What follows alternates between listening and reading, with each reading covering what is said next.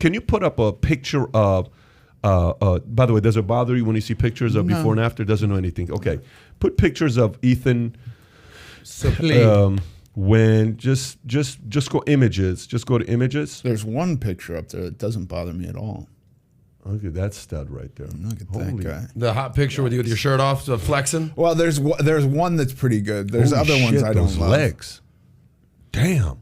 What picture are you most proud of, and what are you most ashamed of? I don't want to say ashamed, but I never want to go back to that. I'm not really ashamed. It's just such a bizarre time in my life that I just really didn't care about myself at all. You know. Is that the same human being? Yeah. Look at that. Technically, I mean, there's parts of my brain that haven't regenerated. You know, but skin is Louis Lastic. Yeah. Right. What a character in that movie. What a freaking! He made it, by the way. I mean, that every team needs a guy like that. He's a unifier. You played the role of a unifier in that movie.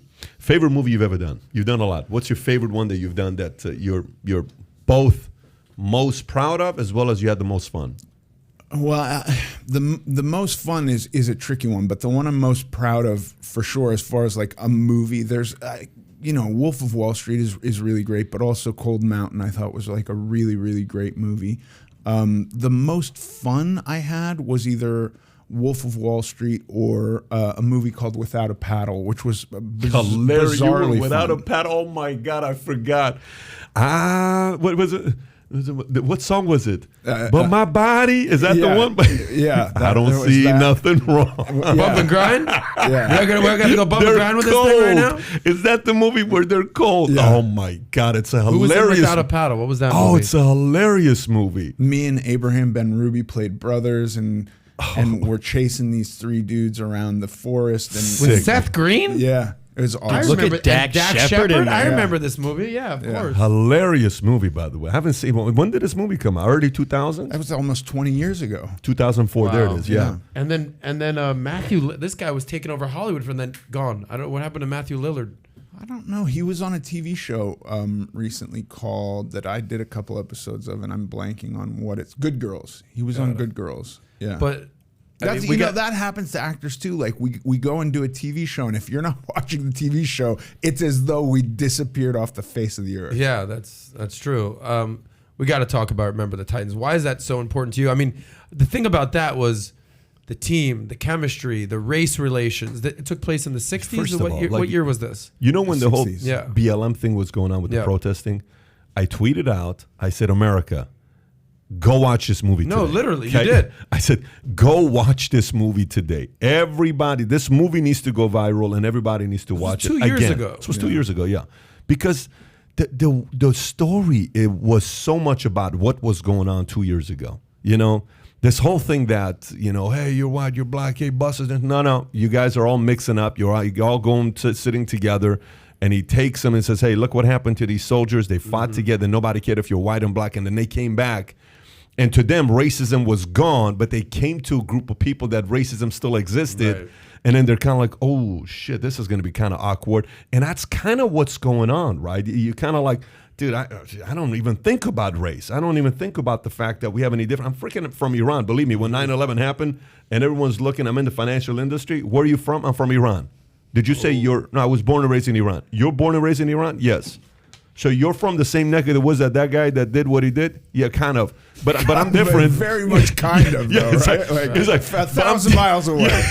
Yeah, Right, to the idiots out there, you're but just to a the- brown guy from the Middle East. Yeah, but to the average guy, like, Yeah. wow, you kind of look weird. You don't look like normal like us. You look like one of these But guys. about as close as an Italian. But that's close to an Italian. I'm 18% Italian because you did that test and you're not French. I did the Not at test. all. I found out someone hooked up with an Italian, 18%. Right.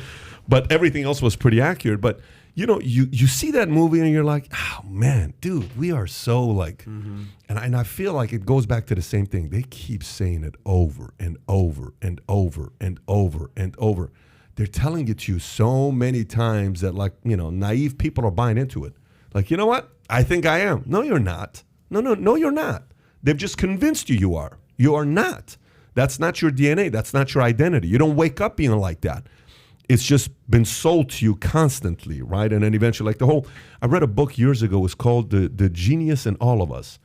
And the author talks about how low income to middle income family, a kid who was born, by the time he turns 18, he has heard the word no or been rejected 600 more times than he's been encouraged, right? So a low income, middle income family, you've been rejected 600 more times than encouraged, right? You're now accustomed to that. You're now accustomed to that. Expecting it. Yeah. And then it says like middle to lower upper class, it was like 100,000 that you've been discouraged than encouraged.